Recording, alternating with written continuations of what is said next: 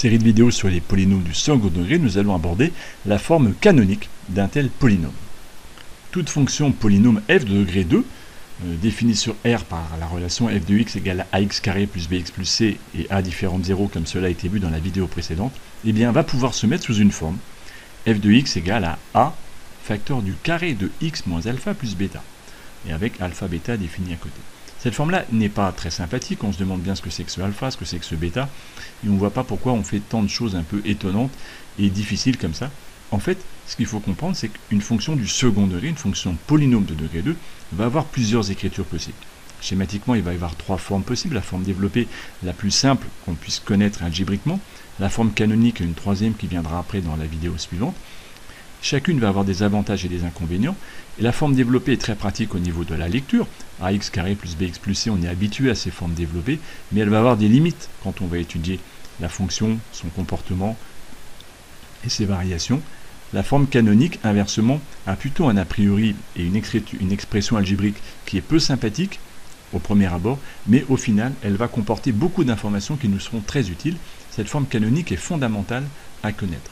Nous allons être obligés d'abord de faire une démonstration pour justifier que tout polynôme, ax carré plus bx plus c, peut se mettre sous cette forme-là. Cette démonstration est un tout petit peu technique.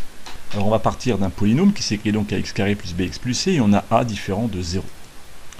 Comme a est non nul, on peut factoriser par a, du coup on va diviser par a le terme en x, et par a la constante. Et donc on a a facteur de x carré plus b sur ax plus c sur a. L'idée de la démonstration va essayer de dire que x carré plus b sur ax est le début d'une identité remarquable. Et si c'est le début d'une identité remarquable, eh bien c'est le début de celle-ci, c'est-à-dire que si je développe le carré de x plus b sur 2a au carré, en développant cette identité remarquable, c'est une somme, vous devez savoir le faire, c'est x carré plus 2 fois x fois b sur 2a, ce qui fait b sur ax, plus le carré de b sur 2a.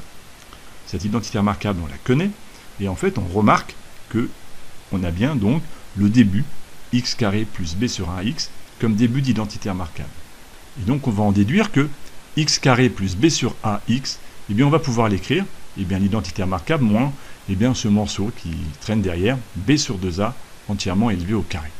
Et cette expression-là, de la différence des deux carrés, eh bien, je vais la remplacer dans l'écriture que j'avais trouvée précédemment de mon f de x quand j'avais factorisé. Et cela me donne, du coup, f de x est égal à a facteur de le carré de x plus b sur 2a moins b carré sur 4a carré, qui est donc l'expression que j'ai trouvée précédemment, plus, eh bien, il me restait le c sur a de tout à l'heure. L'idée maintenant va être de mettre au même dénominateur les deux constantes qui sont en fin de mon crochet, b carré sur 4a carré plus c sur a. On va tout mettre sur 4a carré, ce qui me fait apparaître b carré moins 4ac au numérateur et 4a carré au dénominateur. Maintenant, je peux redévelopper par le facteur a. Donc a va multiplier le premier terme qui est élevé au carré, mais il va aussi multiplier le deuxième terme qui est divisé par 4a carré, ce qui va amener à une simplification. Et donc, f de x va s'écrire a facteur du carré de x plus 2a moins b carré moins 4ac sur 4a. Cette démonstration est un petit peu technique, difficile. Il y a une variable et trois paramètres a, b et c. On ne vous demande pas de la connaître par cœur, mais d'essayer de comprendre cette idée d'identité remarquable. Une vidéo suivante vous l'explique avec un exemple concret, une application, et c'est à partir des applications qu'il faudra réussir à être autonome. En tout cas, dans notre démonstration, si on appelle alpha le nombre moins b sur 2a et bêta le nombre moins b carré moins 4ac sur 4a, on va les appeler comme ça. Alors, à ce moment-là, j'ai bien écrit f de x sous la forme a facteur de, je remplace alpha par moins b sur 2a, donc le carré de x moins alpha plus bêta, le nombre qu'il y a après. Et j'ai bien écrit, aux conditions d'alpha bêta données au-dessus, f de x sous cette forme-là, c'est-à-dire sous la forme canonique. Il n'y a aucune restriction de toute fonction polynôme du second degré peut s'écrire sous cette forme-là. Une vidéo ultérieure nous expliquera l'intérêt d'écrire évidemment un polynôme du second degré sous cette forme-là.